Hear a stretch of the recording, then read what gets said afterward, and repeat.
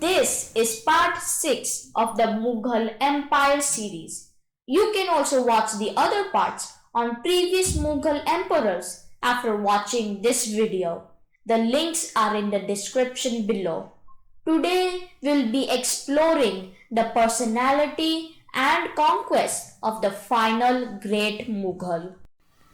Mughal dynasty under the rule of Aurangzeb, who ruled from 1658 to 1707 CE. Aurangzeb was the last ruler of the Great Mughals.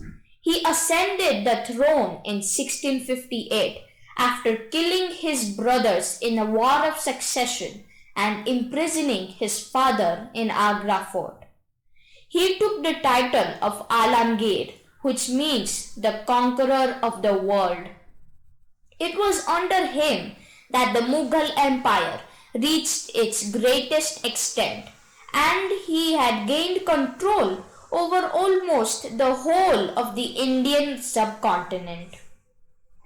Aurangzeb was a person who avoided luxuries in his life. He was a simple living man. He even found music and art to be distasteful, and thus he banned playing of music in his court. His reign saw many revolts and rebellions. The suppression of these revolts took a long time, and a lot of energy and resources were wasted upon it. The longest and toughest struggle of Aurangzeb was against Shivaji and the Marathas. This struggle kept him in the Deccan for a long period of time.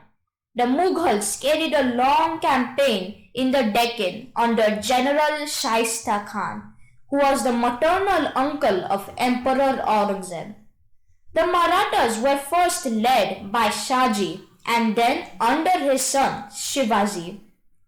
Aurangzeb, looking at the ascending Maratha power, sent an army against the Deccan Sultanates, which consisted of Bidar, Ahmednagar, Golconda and Bijapur.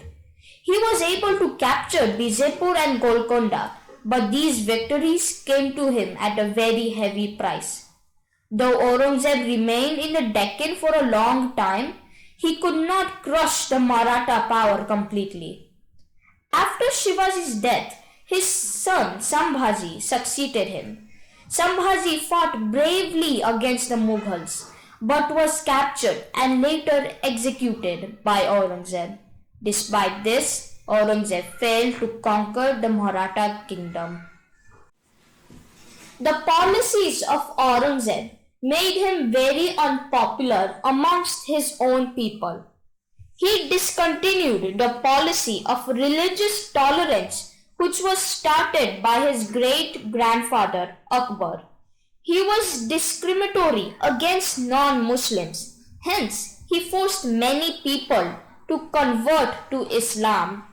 He even reintroduced jizya, which was a tax on non-Muslims. He even executed Sikh Guru Tegh Bahadur on his refusal to embrace Islam, thus angering the Sikh community. He raised the land revenue from 1/3 to half of the total produce, creating a lot of problems for the people of his kingdom. His policies had angered the Rajputs and made them hostile towards him. He lost many allies because of his discriminatory ways and policies. After Aurangzeb's death in 1707, the Mughal Empire started to gradually decline. We will be exploring the reasons of this collapse of the Mughal Empire in the next video.